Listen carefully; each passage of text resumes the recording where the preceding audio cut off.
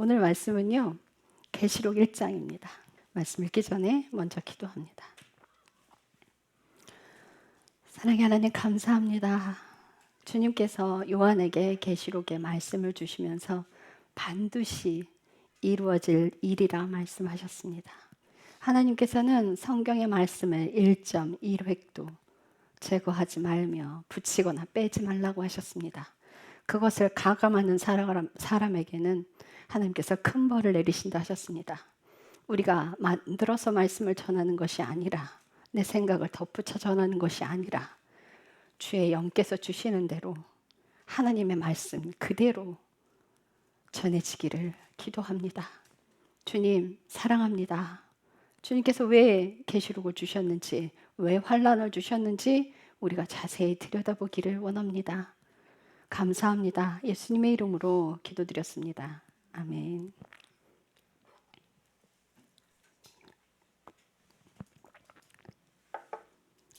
자, 요한계시록 1장 교독하시고 끝절은 함께 읽겠습니다. 예수 그리스도의 계시라, 이것은 하나님께서 반드시 곧 일어나야 할 것들을 자신의 종들에게 보여주시려고 주께서 주신 것이라. 그분께서 자신의 천사를 통해 자신의 종 요한에게 그것을 보내시고 겉으로 드러내 보여주시니, 그가 하나님의 말씀과 예수 그리스도의 증언과 자기가 본 모든 것을 증언하였느니라. 이 대언의 말씀들을 읽는 자와 듣는 그 안에 기록된 그것들을 지키는 자들은 복이 있나니 이는 때가 가깝기 때문이라. 요한은 아시아에 있는 7교회에 편지하노니 지금도 계시고 전에도 계셨고 앞으로 오실 분과 그분의 왕좌 앞에 계신 7영과 또 신실한 증인이시요 죽은 자들 중에서 처음 나신 분이시며 땅의 왕들의 통치자이신 예수 그리스도로부터 은혜와 화평이 너희에게 있기를 원하노라. 우리를 사랑하사 자신의 피로 우리 죄들에서 우리를 씻으시고 하나님 곧 자신의 아버지를 위해 우리를 왕과 제사장으로 삼으신 분께 즉 그분께 영광과 통치가 영원 무궁토록 있기를 원하노라. 아멘. 보라, 그분께서 구름들과 함께 오시리라. 모든 눈이 그분을 보겠고 그분을 찌른 자들도 볼 것이요 땅의 모든 족속들이 그분으로 인해 통곡하리니 참으로 그러하리라. 아멘. 나는 알파와 오메가요 시작과 끝마침이라. 지금도 있고 전에도 있었고 앞으로 올 주 곧 전능자가 말하노라. 나 요한은 또한 너희 형제여 환난과 예수 그리스도의 왕국과 인내에 동참하는 자라. 내가 하나님의 말씀과 예수 그리스도의 증언으로 인해 반모라 하는 섬에 있었노라. 내가 주의 날에 성령 안에 있으면서 내 뒤에서 나팔 소리 같은 큰 음성을 들으니 이르시기를 나는 알파와 오메가요 처음이요 마지막이라. 내가 보는 것을 책에 기록하여 아시아에 있는 7교회 곧 에베소, 서머나, 버가모, 두아디라, 사대, 필라델피아, 라우디게아 교회에 보내노라 하시더라. 내게 말씀하신 음성을 알아보려고 내가 돌아섰으며 돌아설 때에 7금 등잔대를 보았는데 그 7등잔대의 한가운데 사람의 아들 같으신 분께서 발까지 내려오는 옷을 입고 가슴에 금띠를 두르고 계시더라.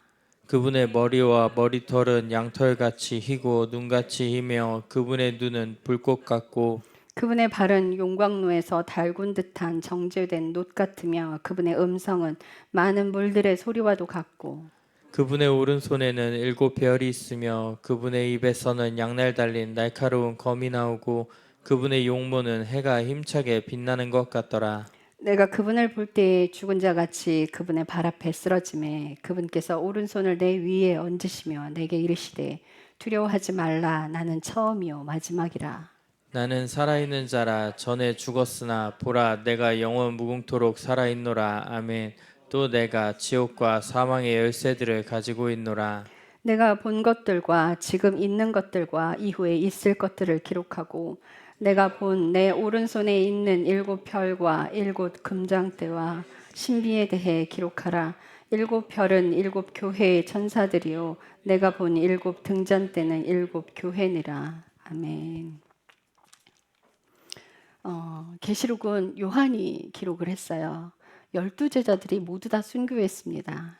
근데 이 요한만 요한도 순교예요, 사실은. 끓는 가마에 집어넣었어요. 그런데 튕겨져 나왔어요.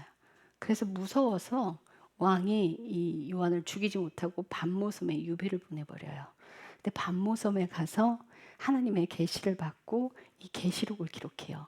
그러니까 하나님께서 요한만 살려두신 이유가 계시록을 기록해야 하니까. 그래서 요한 하나만 자연사했어요. 신기하죠? 이 요한계시록이 굉장히 중요한데요. 이제 마지막 때에 일어날 일이에요. 그러니까 이 말씀에서 보면 예수 그리스도의 계시라라고 되어 있어요. 예수님께서 보여서 열어주시는 거예요. 그러니까 제가 책을 썼잖아요. 근데 우리 대학원 교수님이 제 책을 한번 쫙 훑으셨어요. 읽으시고 그분이 뭐라고 하시냐면 내가 안 가르쳤는데 어떻게 알았어? 이래요. 그래서 사실은 하나님의 말씀이나 모든 것들은 내가 살아내면 하나님께서 열어서 보여주세요. 그래서 10개자, 보혜시자.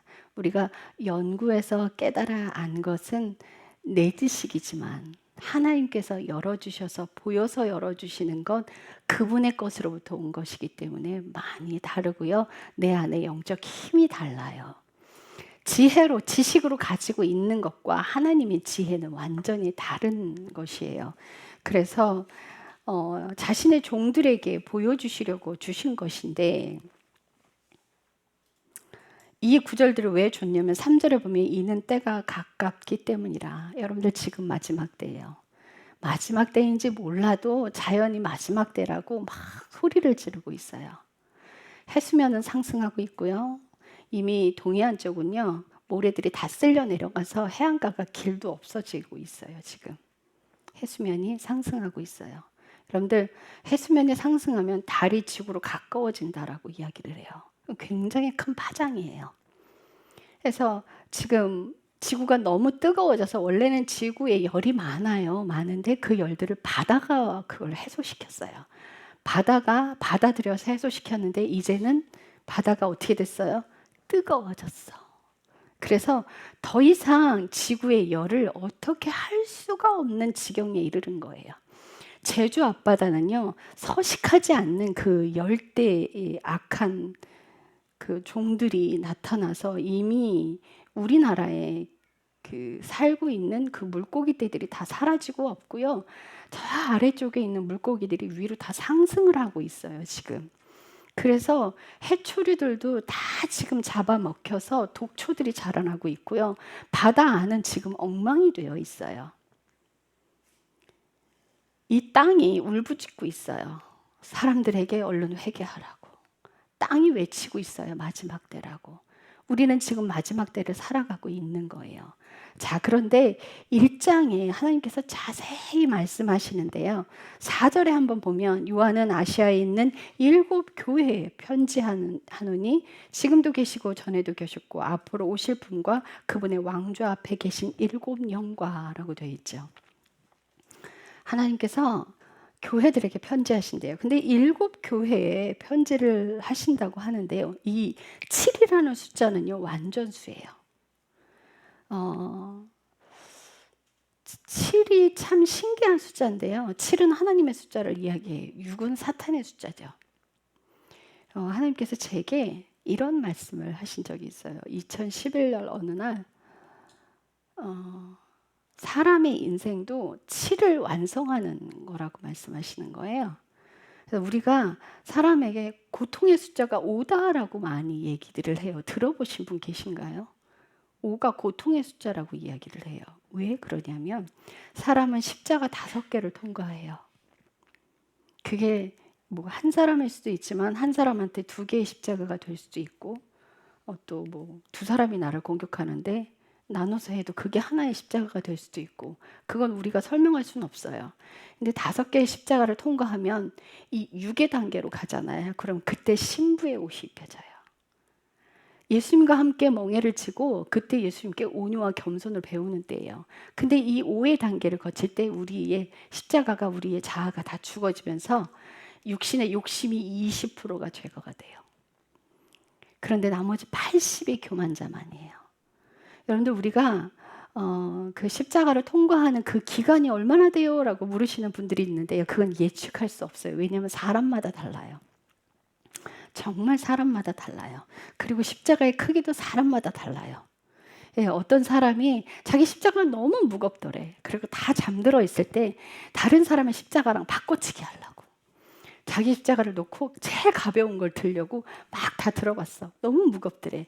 그래갖고 마지막 딱 들었는데 와, 이게 가볍더라는 거야. 야, 이게 내 거다. 아침에 눈 떴는데 자기 십자가더래. 그렇게 하나님은요, 그 사람에게 딱 맞게끔 하나님이 고난을 주세요. 우리가 그 고난을 통과하고 나면 이 육의 단계에서는 신부의 옷이 입혀지는데요. 여러분들, 입는 것이 중요한 것이 아니라 지켜내는 것이 중요해요.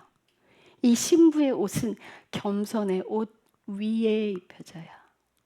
자, 겸손의 옷 위에 신부의 옷과 전신갑주가 입혀지는데, 이 신부의 옷과 전신갑주는 단계가 됐을 때, 내 어느 영적 수준이 됐을 때 그 단계에서 입혀지는 거예요. 그런데 겸손의 옷이 벗겨지면 다 날아가요.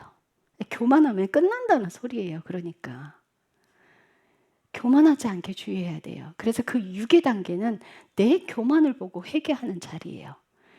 그래서 예수님과 함께 멍에를 치고 그분께 온유와 겸손을 배워요. 여기까지 땅의 영역. 예수님과 함께 멍에를 치는 데까지 땅의 영역. 그럼 예수님을 통해서 아버지께 가요. 예수님이 그러시잖아요. 나를 통하지 않고는 아버지께 올 자가 없느니라 그래요. 나는 하늘에서 왔고 너희는 땅에서 났어. 하늘에서 온 자만 하늘로 간다는 거예요. 그래서 예수님으로 옷을 입고 아버지께로 도달하는 데가 7이에요. 그 7단계에 도달하면 대부분의 사람들은 완성이 돼요. 이제 영원한 생명으로 가요. 그런데 7을 완성시키고 끝까지 가야 되는 사람들이 있어요. 그 사람들은 어렸을 때부터 하나님이 혹독하게 훈련시켜요. 그래서 거기까지 데려가요. 그렇게 가는 사람이 있고, 대부분의 사람들은 아버지께 도달하면 하늘로 가는 거예요. 그래서 우리 인생도 그렇게 되듯이 이 7이라는 건 완전 숫자를 이야기해요. 6은 사탄의 숫자이기 때문에 사탄의 숫자로 666이라고 이야기를 하죠. 근데 우리 이렇게 된 음료수 있죠. 뭐예요? 바하부 세계에 있는 몬스터. 이름도 몬스터잖아요. 히브리어에서 이 바하부가 와인데요. 이 와가 6이에요. 그럼 그 세계는 666이라는 뜻이에요. 그래서 몬스터의 이름. 몬스터가 뭐예요? 사탄이죠. 우리 한별이가 포켓몬스터 너무 귀엽대. 한별아, 뭐 포켓몬스터가 뭔지 알아? 뭔데요? 그 사탄이야. 주머니 속에 사탄이야. 그랬더니 이래요. 이렇게 세상의 문화들이요, 사탄을 친구로 만들어 버렸어요. 귀신을 친구로 만들어 버렸고요. 여러분들 드라마 속에서는요, 도깨비도 많이 나오고 귀신도 많이 나오고요, 사탄도 많이 나와서요, 다 친구로 만들어 버려요. 이게 무섭죠. 우리는 그들과 친구가 될 수 없어요. 그런데 친구가 되라고 자꾸 꼬시는 거야. 잘못된 거죠. 우리는 거룩하게 살아야 돼요. 거룩하게 살아야 되기 때문에 하나님의 명령대로 사는 그 인생에서 벗어나면 안 돼요. 하나님께서 그래서 마지막에 신부들을 스파트예요. 그러니까는 마지막 신부를 완성시키기 위해서 계시록을 주신 거예요. 고난이라는 걸 주신 거예요. 지금 여러분들 시간이 있을 때 제가 빨리 완성되라 말씀드려요. 고난이 오면요, 한꺼번에 고난이 확 닥쳐오기 때문에 이 고난이 프레스로 누르는 것 같이 왔어요. 좀 강하겠죠. 강하기 때문에 지금 현재 여러분들의 삶에 최선을 다해야 돼요. 근데 마지막 때는요, 그렇다고 겁먹을 필요는 없는 게, 하나님께서 성령님이 함께 임하세요. 성령님이 함께 하셔갖고 그 순교도 함께 하시고 그 고난도 함께 해요. 그래서 두려워할 이유는 없어요. 겁먹을 이유도 없어요. 내가 미치도록 예수님만 사랑하면 그 일은 하나님 그분이 이루실 일이에요. 사랑 안에 완전하게 되지 않으면요, 두려움이 찾아와요. 근데 사랑 안에서 완전하게 되면요, 결단코 두려워하지 않아요. 여러분들 그래서 사랑에 흔들리지 말라는 거예요. 우리가 오늘 시작 찬양 뭐 불렀어요? 사랑이었어요. 세 개 다 사랑이었죠. 왜 계시록을 시작하는데 사랑이야? 무서운 거 하는데 이래요. 아니요. 계시록은 무서운 게 아니라 하나님이 당신의 사랑을 완성시키기 위한 거예요. 우리가 죽어서 딱 천국 가면 하나님께서 우리한테 뭘 질문하실 것 같아요? 야, 얼마나 구원시키기 왔니? 얼마나 전도하고 왔니? 이런 걸 물으실 것 같으죠? 절대 아니에요. 너 사랑하는 법을 배웠니? 사랑하는 삶을 살고 왔니? 사랑이 뭐예요? 고린도전서 13장. 우리 고린도전서 13장 한번 읽어봐요. 이거는 자꾸 읽어서요. 아, 내가 이런 삶을 살아야 하는구나 하고 자꾸 마음에 새기시고 기억하셔야 돼요. 1절부터 13절까지 우리 교독할게요. 내가 사람들의 언어들과 천사들의 언어들로 말할지라도 사랑이 없으면 소리나는 징과 울리는 꽹과리가 되며 내가 태어나는 선물이 있고 모든 신비와 모든 지식을 이해하며 모든 믿음이 있어 산들을 옮길 수 있을지라도 사랑이 없으면 내가 아무것도 아니요. 내가 모든 재산을 바쳐 가난한 자들을 먹이고 내 몸을 불사르게 내줄지라도 사랑이 없으면 그것이 내게 아무 유익을 주지 못하느니라. 사랑은 오래 참고 친절하며 사랑은 시기하지 아니하며 사랑은 스스로 자랑하지 아니하며 우쭐대지 아니하며 보기 흉하게 행동하지 아니하며 자기의 것을 추구하지 아니하며 쉽게 성내지 아니하며 악을 생각하지 아니하며 불법을 기뻐하지 아니하고 진리를 기뻐하며 모든 것을 참으며 모든 것을 믿으며 모든 것을 바라며 모든 것을 견디느니라. 사랑은 결코 없어지지 아니하나 대언들은 있다 해도 없어질 것이요 타 언어들도 있다 해도 그칠 것이며 지식도 있다 해도 사라지리라. 우리가 부분적으로 알고 부분적으로 대언하나 완전한 것이 오면 그때에는 부분적인 것이 없어지리라. 내가 아이였을 때에는 아이처럼 말하고 아이처럼 이해하며 아이처럼 생각하였으나 어른이 되어서는 아이들의 일들을 버렸노라. 우리가 지금은 거울을 통해 희미하게 보나 그때에는 얼굴을 마주 대하여 보며 내가 지금은 부분적으로 아나 그때에는 주께서 나를 아시는 것 같이 나도 알리라. 이제 믿음, 소망, 사랑 이 셋은 항상 있으나 이것들 중에 가장 큰 것은 사랑이라. 아멘. 그죠? 이 구절은요. 자주 읽으세요. 자주 읽으셔서 마음에 자꾸 담으세요. 쉽게 성내지 말래잖아요. 화내지 말래잖아요. 끝까지 참으라잖아요. 끝까지 인내하라잖아요. 나를 희생하고 내가 없어지는 자리고 나를 자랑하지 말고 나를 드러내지 말고 나를 희생하는 자리로 가라고요. 그게 사랑이에요. 내가 하나님을 사랑하면 이 삶을 살아가게 되고요. 이 삶을 살아가면서 자아는 죽어지고 하나님의 사랑이 내 안에 들어와요. 이렇게 살아야. 이렇게 살아야 하나님의 사랑이 들어와요. 우리가 헌신봉사한다고 이 사랑이 들어오지 않아요. 내가 없어지는, 희생하는, 내가 참고 인내하고 어떻게 참기만 해요. 화나 죽겠는데 열불이 나는데 어떻게 해요? 방법이 뭐냐고요? 회개하면 돼요. 저는 이제 회개를 정말 많이 강조하는데 그 이유가 뭐냐면요.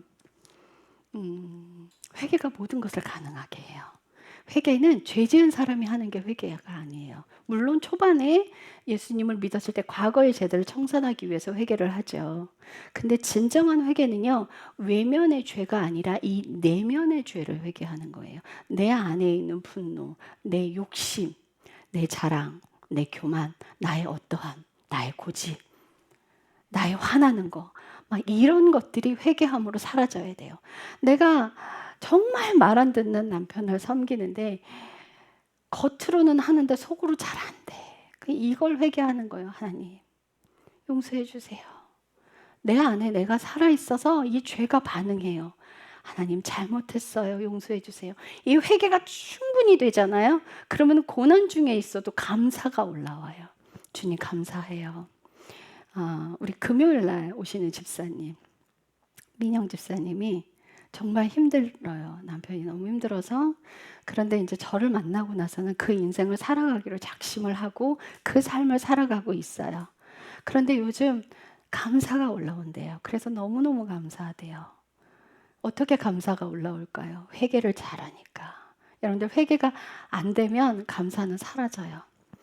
가인이 아벨을 죽이고 싶은 죄를 회개하지 않았기 때문에 결국 아벨을 죽인 거예요. 근데 하나님은 뭐라고 하시냐면 가인에게 죄가 네 문 앞에 엎드러져 있는데 너는 죄를 다스려라 이래요. 그런데 가인은 아벨을 죽이고 싶은 그 마음을 그 죄를 다스리지 못했어. 왜?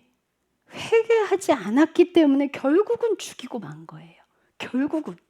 그러니까 내 안에 올라오는 그 싹이 올라오는 그 죄들을 늘 회개해야 돼요. 씨름해야 돼. 그래서 내면이 전쟁터인 거예요. 겉으로는 친절하게 대하세요. 겉으로는 나쁜 말 하지 마세요. 안에서 싸우는 거예요. 내 안에서 싸우고 내 안에서 주님께 기도하는 거예요.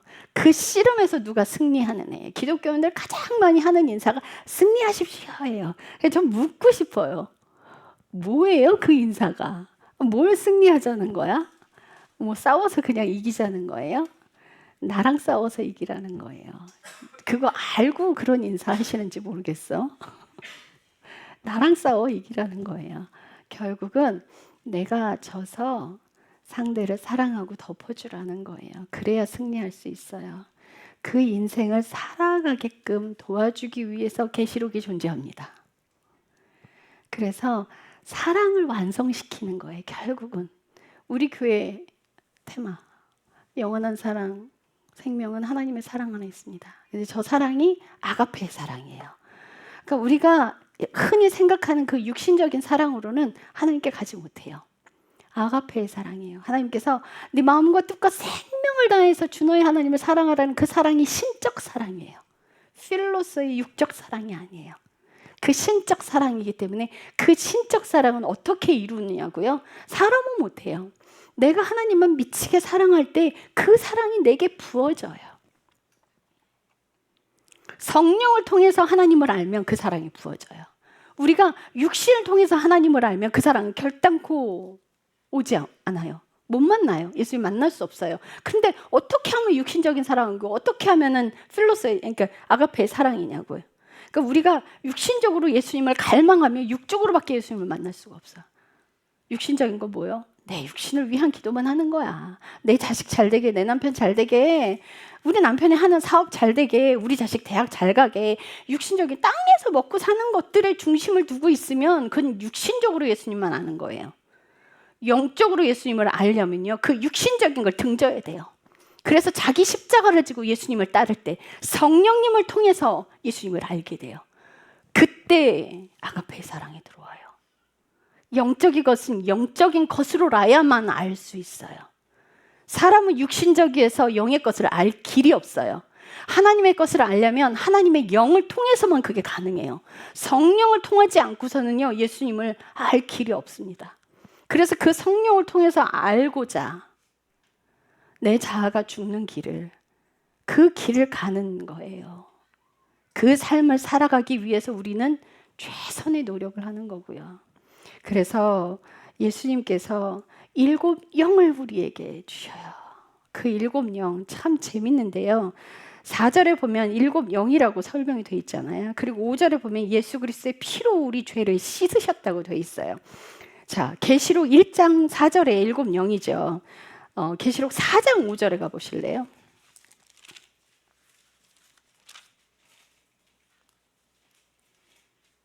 읽어주세요. 4장 5절 계시록. 그 왕자로부터 번개들과 천둥들과 음성들이 나오고 왕자 앞에는 7 등불이 타고 있었는데 그것들은 하나님의 7 영이라. 네, 여기도 7 영이 나오죠. 근데 7 등불이 타고 있대요. 예수님의 왕좌에 7 등불이 있는데 그 7 등불이 7 영이래요. 그 다음에 5장 6절. 또 내가 보니 보라 왕자와 내 짐승의 한 가운데와 장로들의 한 가운데에 전에 죽임을 당한 것 같은 어린 양께서 7 뿔과 7 눈을 가진 채 서 계시는데 이 눈들은 온 땅 안으로 보내어진 하나님의 7 영이라. 7 눈이 있는데 예수 그리스도가 가지고 계신대요. 그리고 이것은 7 영이라고 말씀하셨어요. 자, 스가랴서 3장 9절. 학계 다음 스가랴예요. 스가랴서 3장 9절. 군대들의 주가 말하노라 내가 여호수아 앞에 놓은 돌을 보라 한 돌 위에 7눈이 있으리라 보라 내가 거기에 새길 것을 새기며 그 땅의 불법을 하루에 제거하리라. 아멘. 한 돌에 7눈이 있을 거래요. 자, 그 다음에 4장 2절. 그가 내게 이르되 너가 무엇을 보느냐 하므로 내가 이르되 내가 보았더니 보소서 전부 금으로 된 등잔대가 있는데 그것의 꼭대기에 잔이 하나 있고 등잔대 위에 7 등잔이 있으며 7 등잔과 연결된 7 관이 등잔대의 꼭대기에 있나이다. 아, 네, 7 관이 꼭대기에 있어요. 자, 10절. 누가 작은 일들에 나를 멸시하였느냐 그들이 기뻐하며 스룹바벨의 손에 다림줄과 그 7눈이 함께 있음을 볼 터인데 그 7눈은 두루 온 땅을 이리저리 달리는 주의 눈이라 하시니라. 아멘. 온 땅을 두루 이리저리 다니는 주의 눈이라. 계시록 5장과 동일한 말씀을 하고 있어요. 5장 6절과 동일한 말을 하시고 있어요. 온 땅을 두루 다니는 하나님의 7영인데 우리가 7 촛대는요 예수님의 보좌에 있어요. 근데 그 보좌에 있는 7 촛대가요 그 기름관이 밑에 있어요. 관을 통해서 한 줄기가 쭉 올라가요. 그 다음에 나머지 6개가 이렇게 해서 6개가 있어요. 그래서 우리가 성막을 지을 때 성소 안에 있는 그 왼쪽에 촛대가 7영. 성막은 예수님의 보좌가 있는 곳이에요. 그래서 그 7 촛대가 제사장이 하는 일을 뒤에서 비춰주는 역할을 해요. 세상을 두루 다니면서 온 땅의 제사장들을 보호하는 거예요. 그런데 이 제사장들은요, 6절에 한번 읽어주실래요? 계시록 1장 6절. 하나님 곧 자신의 아버지를 위해 우리를 왕과 제사장으로 삼으신 분께 즉 그분께 영광과 통치가 영원 무궁토록 있기를 원하노라 해요. 우리를 왕과 제사장으로 삼으셨대요. 목사들이래요? 선교사래요? 뭐라고 돼 있어요? 우리를. 그럼 여러분들 이걸 어떻게 보셔야 되냐면요. 저도 여러분도 하나 모두가 다 제사장이 돼야 된다는 거예요. 그럼 이 제사장이 되면요 왕의 기름 부음이 흘러가요. 여러분 다 목사만 그 일을 하는 게 아니에요. 대부분의 성도님들은 목사님이 가는 길 다르고 내 길 다르지. 아유 나는 못해 나는 안 해 이래요. 하는 역할이 다를 뿐이죠. 모두가 다 제사장이 돼야 해요. 모두가 다. 이렇게 떠넘기지 마세요. 우리가 하나님의 사랑을 살아내잖아요. 그럼 우리는 제사장이 돼요. 그분의 피로 씻김을 받았기 때문에. 죄가 제거되면 그분의 영이 우리 안에 들어오기 때문에 그분이 직접 일하세요. 그래서 그 제사장을 보호하기 위해서 7눈이 전 세계로 흩어져서 제사장들을 보호하고 있어요. 그러니까 자 7눈이 따라다녀. CCTV 나 따라다니는 것 같아. 그런 생각. 뭐 아무 짓도 못하겠네. 나 지금 감시하려고 따라다니는 거야? 그게 아니라 행여 죄로 떨어질까 봐 보호하시는 거예요. 이 7눈이 무슨 역할을 하냐면 죄가 자꾸 드러내 보여요. 막 봐. 야 이거 봐. 너 지금 뭐 잘못하고 있어. 이거 봐봐. 이거 봐. 왜 봐야 돼? 보면 회개할 수 있어요. 안 보이면 회개 못해. 하나님께서 그 7영에 우리를 따라다니면서 뭘 하냐면 죄가 쌓이지 않게끔 도와줘요. 여러분들 죄가 쌓이면 내가 하는 행위가 전혀 보이지 않아요. 죄가 하나라도 쌓여버리면 점점 더 두껍게 죄는 쌓여요. 그래서 죄가 쌓이지 않게끔 도와주는 거예요. 그래서 하나님께서는 우리와 동행하시는 목적이 거룩하게 하려고. 완벽하게 거룩할 수는 없어요. 사람은 완전하게 거룩할 수 없어요. 실수하면 괜찮아. 털고 얼른 일어나. 우리가 죄 짓잖아요. 괜찮아. 얼른 털고 일어나. 얼른 회개하고 일어나. 그런데 그 회개를 안 해. 그러면 주님은요, 이제 꼼짝도 못 하는 거야. 가지를 못해요. 왜? 우리가 죄 짓고 그 죄를 보지를 못하고 있으니까. 다윗이 고난을 당할 때는 그렇게 하나님만 찾았어요. 뭐 사울 왕이 이제 쫓겨다닐 때 늘 묻고 하나님께 묻고 늘 행동했어요. 근데 사울이 죽고 나서 보니 딱 왕의 자리에 꿰차니까요. 야, 인구조사해. 와, 이 교만이 충동질을 해서 인구조사를 하게 만들어요. 그걸로 이스라엘 백성이 수천이 죽어요. 그런데 또 하나의 범죄를 저지르죠. 그때 다윗은 회개했죠. 여자, 돈 조심하세요. 여자 조심하세요. 여자 목사님들은 남자 조심해야 되고. 이거에 넘어가, 이거에. 우리 남편은 저를 똑같이 잘 믿어요. 왠지 아세요? 제가 그렇게 다니니까, 제가 그렇게 솔직하게 다 얘기를 하고 숨기는 게 없으니까. 그래서 믿어요.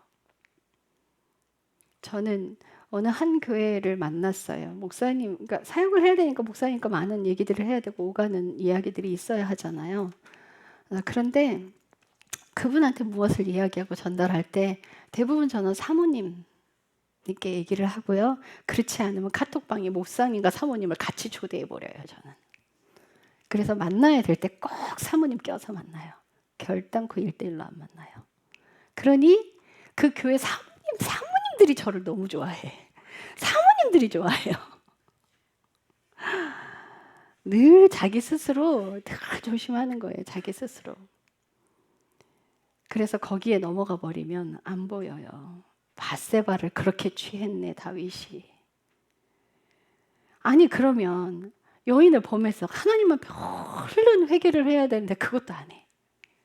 그러더니 여인이 덜커덕 임신을 해버렸네. 그 여인의 남편이 왔어. 그래서 야, 니네 집으로 가서 자. 그 임신한 거 어떻게 무마시켜갖고 가서 자면은 야, 아기 네 애기야 이렇게 해버리려고 했는데 안 가네. 왕의 문 앞에서 결단코 가지를 않는 거야. 말을 안 들어. 얼마나 속이 탔을 거야. 다윗은 또 자기 죄를 덮어야 되는데 회개를 안 하고 죄를 덮으면요, 죄가 점점 더 커져요. 그래서 이 죄가 커지는 것을 그냥 뒀어요. 다윗은. 결국은 어디까지 갔냐?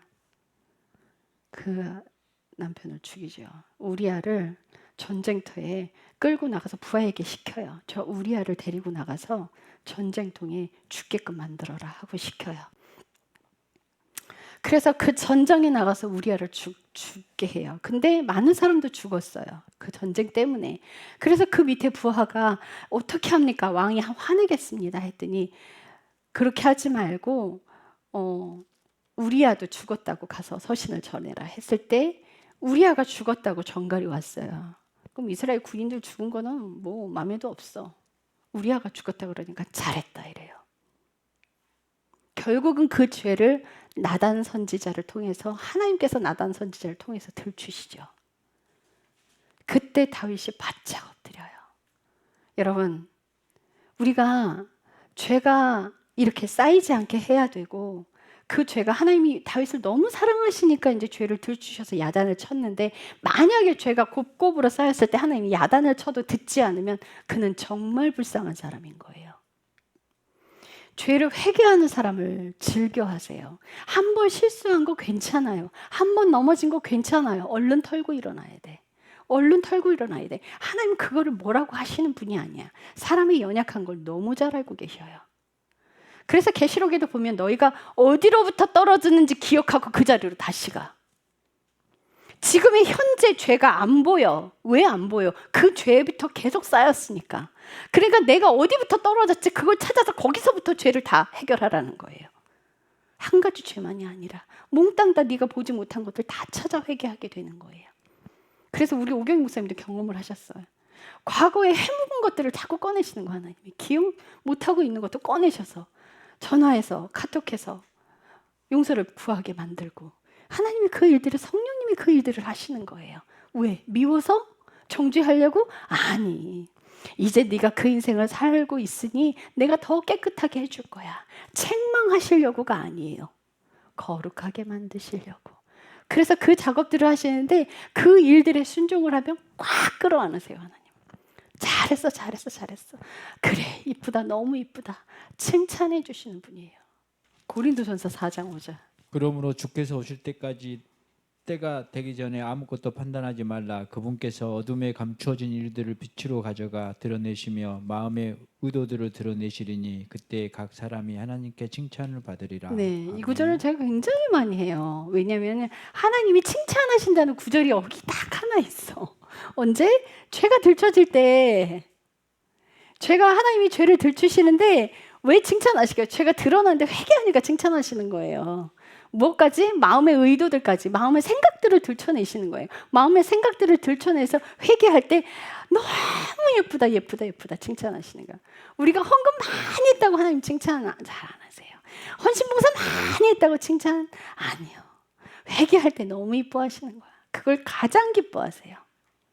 그렇기 때문에 하나님은 죄가 쌓이지 않게끔 그 7영을 통해서 우리를 보호하시는, 다칠세라, 넘어질세라, 뭐 묻을세라, 사탄이 묻을세라, 그냥 초시일관 그냥 보호하고 지키시는 거예요. CCTV 아니에요. 감시 아니에요. 사랑이에요. 그분의 사랑 때문에 우리가 이렇게 살아가요. 자, 7절.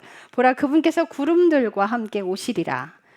모든 눈이 그분을 보겠고 그분을 찌른 자들도 볼 것이다. 그러니까 구름 타고 오신다는 건 숨겨지지 못할 일이라는 거예요. 전 세계 모든 민족들이 보게 된다는 뜻이에요. 구름 타고 오신다는 거. 근데요, 현역 예수들 많죠, 지금. 현역 예수 많아요. 근데 걸어다니는 예수들이 많아. 다 이단들. 걔네들, 전 세계 걔네들이 예수인 거 알아요? 왜 숨어 있어? 구름 타고 오신댔는데? 걔는 왜 뱃속에서 나왔대? 구름 타고 와야지. 그런 그 사람을 예수로 믿는 그런 사람들은 또 뭔데? 성경이 없는데? 구름 타고 오세요. 숨겨지지 않아요. 전 세계 모든 사람들이 볼 수 있도록 하늘로부터 내려오기 때문에 숨겨지지 않고 와요. 어느 한 구석에 숨어서 내가 예수다 결단코 그렇게 하지 않는다고요. 그래서 그분을 찌른 자들도 볼 것이다. 이 뜻은 예수님 돌아가셨을 때 창을 찌른 그들을 이야기하는 것이 아니라 불순종하고 배교하고 하나님을 대적한 무리들이, 이 땅에 수많은 사람들, 교회는 다니나 하나님을 대적하는 무리들, 세상에서 예수를 믿지 않는 무리들 전부 다 보게 될 거라고요. 전부 다 보게 돼서, 자, 그래서 땅의 모든 족속들이 그분으로 인해 통곡을 하게 될 거래요. 왜요? 진짜 맞네. 내가 헛것을 믿었네. 내가 지금껏 종교 생활했네. 이 일을 어쩌면 좋아. 통곡해도 소용없어. 이미 그때는 끝난 거예요. 예수님이 오시는 재림의 때는요, 회개할 기회는 없어요. 만들어진 신부만 데리러 오는 거예요. 그래서 지금 똑바로 살아야 돼요. 근데 8절, 나는 알파와 오메가요, 시작과 마침이라. 지금도 있고 전에도 있었고 앞으로도 올 주 곧 전능자가 말하노라. 여기서 말하는 주 하나님은요, 히브리어로 아도나이 엘로힘이에요. 근데 이 엘로힘의 뜻은 뭐냐면 나는 나다. 에고 에이미. 성경에 보면 에고 에이미. 나는 나야. 뭐예요? 스스로 있는 자다. 그래서 난 알파와 오메가야. 이것을 시작과 끝이라 라고 번역을 해놨지만요, 시작과 마침이다예요. 창조의 시작을 하나님이 하셨고 나중에 이 계시록에 새 예루살렘이 내려와서 완성도 내가 할 거야. 나는 스스로 있는 자야. 나는 나야. 나 외에 다른 신이 없어. 라고 이야기하시는 거예요. 자, 이게 요한복음 18장 6절에 병사들이 예수님을 잡으러 왔어. 예수님을 잡으러 왔는데 그 병사가 예수가 누구냐 했을 때 나다라고 얘기를 해요. 근데 그 병사가 뒤로 쓰러져요. 그죠? 쓰러져요. 왜 쓰러졌냐면 엘로힘, 에고 에이미, 하나님만 쓰시는, 내가 하나님이야, 내가 그야 라고 말했기 때문이에요. 그래서 놀라서 자빠져 버린 거예요. 내가 그냥 예수야 라고 말한 게 아니에요. 에고 에이미, 엘로힘, 내가 그야. 그래서 깜짝 놀란 거예요. 이스라엘 백성들은 그 단어를 다 알아요. 다 알기 때문에 그분이 당신이 하나님이라고 이야기하는 그것에 놀라서 소스라쳐서 놀란 거예요. 이게 같은 의미예요. 그래서 여기서 나오는 알파와 오메가, 시작과 마침이라는 거는 전능자, 하나님의 그 속성을 이야기하고 있어요. 그래서 그 하나님이 반드시 이루어질 일이다. 그렇게 될 거다. 아멘이라는 단어는 확실히 이루어진다. 내가 이걸 반드시 이룰 거야, 이 뜻이에요. 그래서 우리가 기도할 때 아멘 하고 기도하는 게 반드시 이루어질 것입니다 라고 말하는 거예요. 9절에 나 요한은 또한 너희 형제여 환난과 예수 그리스도의 왕국과 인내를 동참하는 자라. 그냥 다 예수 믿으면 행복할 걸로만 알고 착각들을 하고 있는 종교인들 제발 눈 떠야 돼요. 그들은요 계시록을 덮고 무서워서 읽지를 못한대요. 왜 못 읽는 줄 아세요? 사랑에 완전해지지 않았기 때문에 무서워. 계시록은 무서운 책이 아니라 사랑을 설명해주고 있는 책이에요. 두려워하는 자들은요 사랑 안에 완전하게 돼 있지 않기 때문에 두려운 거예요. 그게 요한일서 말씀이에요. 사랑 안에 완전한 자는요 두려움이 있을 수가 없어요. 두려워하는 자들은 하나님 사랑 안에 있지 못한 자들인데 왜 사랑 안에 있지 못해요? 환난도 고난도 다 싫다고 했거든. 그런데 뭐라 그래요? 환난과 예수 그리스도의 왕국과 인내에 동참하는 자. 예수님이 그 여러분들과 제가 당하는 그 고통과 환난과 인내를 함께 동참해 주시는 분이에요. 그냥 버려두시는 분이 아니라 이 일을 함께 동참해 줄 거야. 그러니까 이 뜻은 뭐냐면 이제 환난이 올 거야. 걱정하지 마. 내가 너 꼭 끌어안고 네 손 꼭 잡고 내가 갈 거야. 내가 함께 하는 거야. 뭐가 두려워? 야, 육신의 목숨? 그거 한 번 죽으면 끝나는 거야. 그게 왜 두려워? 영원히 살 건데 어차피 사람은 한 번 죽어. 그거 두려워하지 마. 어차피 육신의 생명이 끝나야 영원히 살 거 아니겠어? 뭐가 무섭냐? 괜찮아. 내가 함께 하잖아. 널 혼자 두지 않을 거야. 아, 이 말씀을 하고 계시는 거예요. 널 혼자 두지 않을 거야. 그래서 10절에 내가 주의 날에 성령 안에 있으면서 주의 날은 안식일이에요. 안식일에 성령 안에 있는데 그 음성이 나팔소리 같은 큰 음성이 들리는데 이제 교회들에게 하나님께서 편지를 보내실 거래요. 7 교회들에게 편지를 보내는데 전 세계 교회들에게 하나님께서 다 메시지를 보내실 거예요. 전부 다. 뭐하러? 회개하라고. 근데 왜 교회들에게 먼저 보내냐고요? 예수님께서 처음에 이 땅에 오셨을 때, 이스라엘 땅에 오셨을 때 예수님은요 이스라엘 백성들에게만 복음을 전하시고요 이스라엘 백성들을 치유하셨어요. 그래서 이방 여인이 와서 자기 딸이 귀신 들렸다고 고쳐달라고 했을 때 예수님이 거기서 뭐라고 하시냐면요 이방인들을 개라고 말씀하세요. 주인의 자식에게 줄 빵을 개들에게 주지 않는다는 거예요. 근데 그 이방 여인이 참 겸손해. 올소이다. 올소이다마는 개들도 주인의 상에서 떨어지는 부스러기를 먹나이다. 그 믿음을 보고 그 딸을 고쳐주세요. 그렇게 말씀하실 만큼 이스라엘 백성 외의 이방인들을 개 취급해서 말씀하실 만큼 이스라엘 백성들만 돌아오게 했어요. 나는 이스라엘의 집에 잃어버린 양들 외에는 보내심을 받지 않았다. 아버지께서 명령하신 그 일에만 충성을 다했어요. 나는 너희들이 모르는 양식이 내게 있는데 내 양식은 아버지의 일을 끝마치는 거야. 여러분들 우리에게 양식이 있는데요. 예수님의 명령대로 사는 것이 양식입니다. 예수님의 양식이 아버지의 뜻대로 순종하는 게 양식이면 우리의 양식은요. 예수님의 명령대로 사는 것이 양식인 거예요.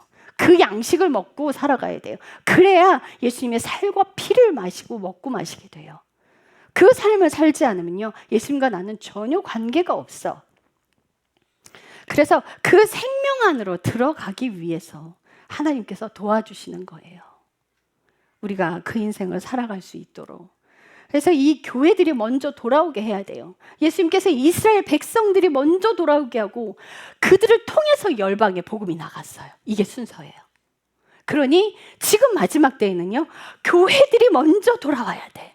그래서 교회들에게 칭찬만 하지 않으세요. 여러분들 7 교회 봐봐요. 야단치세요. 잘한 건 잘했다 말씀하시는데 잘못한 건 지적하세요. 왜? 회개하라는 거지. 네가 고쳐 살아야 돼. 다시 내 생명으로 회복해. 그래야 너희를 통해서 내가 열방을 다시 불을 지필 수가 있게 돼. 마지막 대부흥이 일어날 텐데 교회가 회복되지 않으면 그 부흥 없어요. 그래서 교회가 먼저 회복되어야 합니다.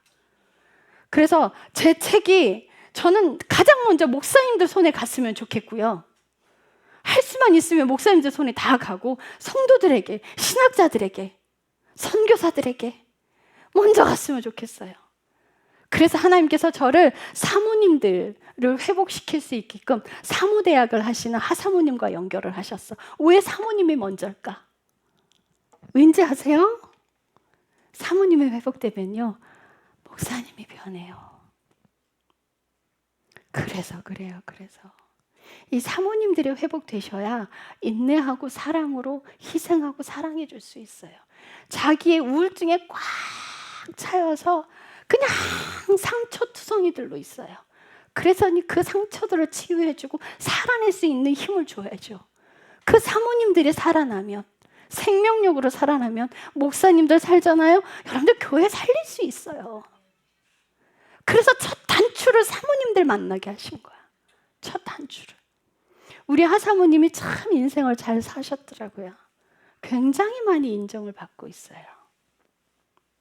우리 하사모님 저한테 뭐라고 하시냐면요, 저기가 본인이 20년을 넘게 정말 하드웨어로 열심히 구축해 놓았는데, 이 인맥을 열심히 구축해 놨는데 어느 날 갑자기 소프트웨어가 나타나서 다리 하나 딱 얹었대. 제가 나타나서 본인이 다 만들었는데 제가 나타나서 하나 딱 얹었다는 거예요. 어쩜 표현을 그렇게 하시나 몰라. 그런데 물론 그분 말씀도 왔는데, 예, 사모님들이 살아나셔야 합니다. 이젠 그분들이 그런 생각을 하셨대요. 사모님들이 너무 고생하고 아파하고 상처투성이들이라, 그래서 꽃 구경하고 맛있는 음식 먹게 해주고 바다 보여주고 힐링하고 가시라고 10년을 넘게 그 일을 해왔는데 이제 뭔가 답답하더래. 돌파구가 필요하더라는 거지. 이 육신적인 거 아무리 해줘봐야 그냥 제자리에만 있으니까 답답해서 뭔가의 돌파구를 찾고 있었대요. 그런데 하나님께서 저를 만나게 하신 거예요. 이제 영이 살아나야죠.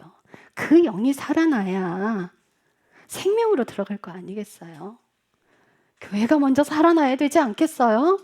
교회가 먼저 회복돼야죠. 교회가 먼저 살아내야 나가서 회개하라! 천국이 가까이 왔다. 외칠 수 있잖아요. 여러분들 띠 두르고 나와서 전도하는 거 아니에요. 전도는요, 회개하고 예수를 믿으라예요. 근데 오늘날 교회들이 어떻게 살고 있어요? 지금 나가서 회개하라 하면요, 세상 사람들 뭐라고 할 줄 아세요? 너나 똑바로 살아. 교회가 그렇게 타락했어요, 지금. 그러니 교회가 먼저 돌아오고 회개하지 않는 한은 세상의 복음은 전할 수 없게 돼요. 그래서 교회들에게 먼저 하나님께서 편지를 보내시는 거예요. 그들이 깨어나야죠. 그들이 살아나야죠. 여러분들, 하나님 나라 확장이요, 교회 살려달라고 기도하십시오. 교회에 하나님의 회개의 불이 떨어지기를 기도하세요. 열방의 교회들의 회개의 불이 떨어지도록 기도하세요. 육신적으로 하나님을 찾지 않게끔 기도하세요. 고난이 올지라도 자기 십자가를 지고 예수님을 따르도록, 예수 그리스도의 생명을 가지고 나가도록 기도하셔야 돼요. 하나님 나라 확장은요, 그게 확장이에요. 자릿수 늘어나는 거 그거 확장 아니에요. 예수님이 주인을 있는 사람들이 늘어나야 돼요. 생명을 가지고 있는 사람들이 늘어나야 돼요. 자기 십자가를 지고 가는 사람들이 늘어나야 돼요. 고난을 회피하는 자는요, 하나님께 가지 못해요.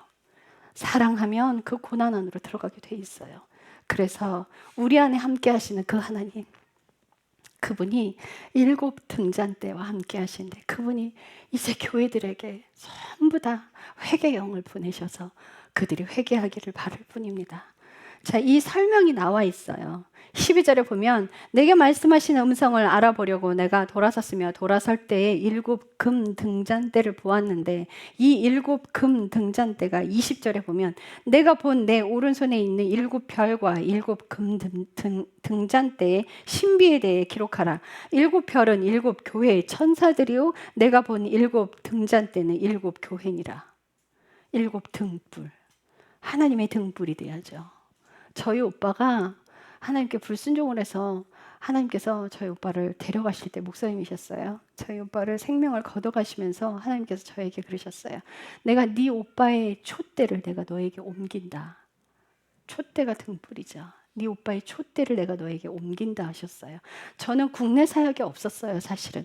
국내 교회를 바꾸고 변화시키는 메시지를 전하는 건 저희 오빠였어요. 저희 오빠도 굉장히 고난을 굉장히 세게 겪고 왔거든요. 그 오빠가 교회를 바꾸는 역할, 그 통로 역할을 하는 거였었는데 불순종하니까 바로 목숨 걷어가 버리시더라고요. 와, 저 무서웠어요, 그때. 그러면서 하나님 제게 말씀하시는데요. 내 딸아, 너는 순종하는 딸이니라. 끝까지 순종해라. 내가 이 아들을 부를 때 불순종한 아들이라 부를 것이다. 여러분들 그렇게 불려지지 맙시다. 육신의 욕망 그거 채워서 어디까지 채우시려고. 육신의 욕망 채워서 얼마나 사시겠다고. 이제 예수님 오실 날 얼마 안 남았어요. 뭐 하고 싶은 거 다 하고 쓰고 싶은 거 다 쓰고 내 욕망대로 살다가는요 결국은 지옥으로 가요. 하나님 뜻대로 하나님 명령대로 그 길이 어떤 길일지라도 그저 그분 손잡고 끝까지 가야죠. 육신의 욕망 채우다가 큰일 나요. 큰일 나요. 그분 따라 가셔야 됩니다. 그래서 16절에 보면 그분의 오른손에는 7별이 있으며 그분의 입에서는 양날 달린 날카로운 검이 나온대요. 상상하기 힘들죠. 예수님의 입에서 검이 나온대요. 자, 이건 무슨 뜻이냐면요. 히브리서 4장 12절. 히브리서 4장 12절. 하나님의 말씀은 살아있고 권능이 있으며 양날 달린 어떤 검보다도 예리하여 혼과 영 및 관절과 골수를 찔러 둘로 나누기까지 하고 또 마음의 생각과 의도를 분별하는 분이시니. 아멘. 네, 이 칼은 말씀인데요.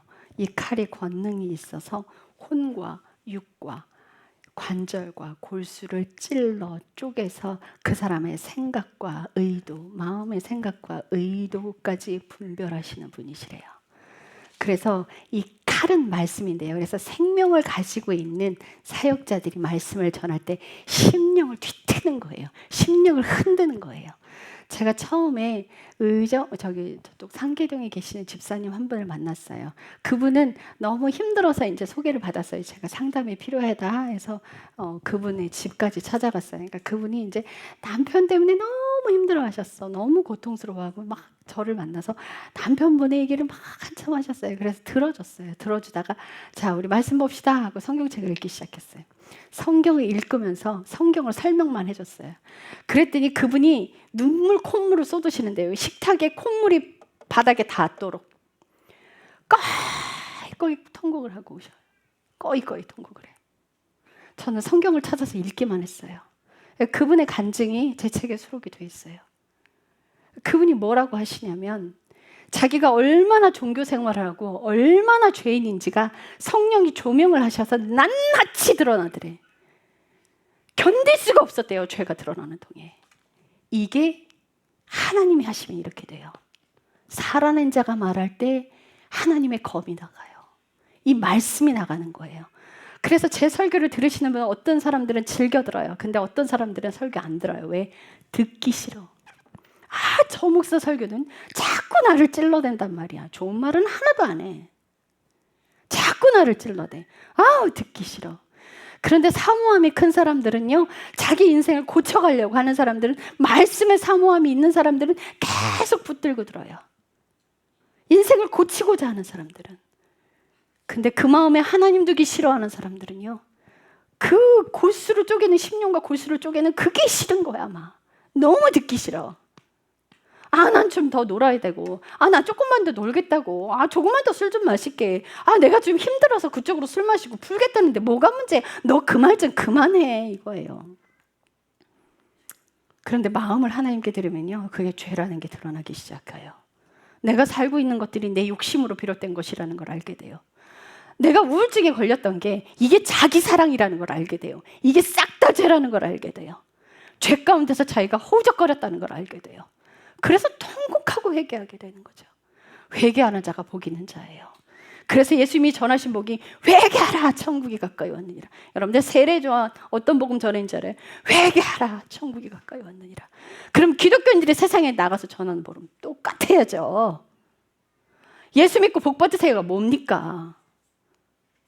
여러분 나가서 교회 전도지 그거요. 교회 이름 죄송합니다. 교회 광고하는 거예요. 그 예수 전하는 거 아니에요. 정말 예수 전하고 싶으세요? 똑바로 사십시오. 똑바로 살고 나가서 회개하라고 외치십시오. 그게 복음 전하는 거예요. 그게 복음 전하는 거예요. 그래야 그들이 통곡하고 회개하고 돌아오게. 제자들이 세상에 나가서 복음을 전할 때 그들의 입에서 나가는 말을 듣고 그 유대인들이 그 이스라엘 백성들이 뭐라고 했는지 아세요? 가슴을 쳤어요. 그럼 우리가 어찌해야 됐고 어찌해야 할고 회개하라. 가르쳐줘야죠. 이런 게 나가야죠. 똑바로 살아야 그런 말을 할 거 아니겠어요. 교회 안에서 잔뜩 욕심 부리고 있는데 어떻게 회개하라고 할 건데요. 제가 어떤 목사님과 말씀을 나누다가 동성연애자들 반대하는 시위에 나갔었대요. 나가서 무슨 말씀 하셨습니까? 너희들이 죄인이라고 막 외쳤대요. 제가 방법 하나 가르쳐 드릴게요. 동성애자들 시위하고 싶으십니까? 그렇게 하면 안 돼요. 지금 교회가 너무 타락했기 때문에 죄를 너무 많이 가지고 있기 때문에 가서 나가서 시위하고 싶으시면 돗자리 거기다 까십시오. 그리고 피켓에 쓰십시오. 뭐라고 쓰냐고요? 교회가 잘못 살았습니다.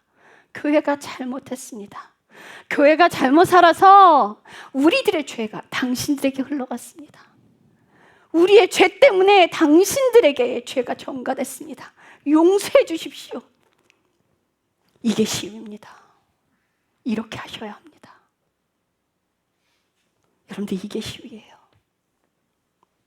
어떤 한 청년의 회개 메시지가 유튜브에 올라왔어요. 서울역에서요. 돗자리 피고 무릎 꿇고 피켓을 들고 있는데요. 잘못했습니다. 교회가 죄를 지었습니다. 교회가 잘못 살았습니다. 용서해 주십시오. 이 피켓을 들고 있는데 얼마나 눈물이 쏟아지던지 얼마나 통곡을 했는지 몰라요. 여러분들 우리 교회 그렇게 돼야 돼요. 자릿수 사람 숫자 채우려고 하지 마세요. 그 사람 숫자 하나님이 채워요. 여러분들 우리 인생 하나하나 살아내는 거예요. 사랑하는 그 인생을 살아내는 거예요. 여러분과 제가 그 인생을 살아내는 거예요. 금요일 날 하나님께서 말씀하셨어요. 목회자님들에게, 부목사님들에게 말씀하셨어요. 힘든 일, 버거운 일, 굳은 질 나서서 해라.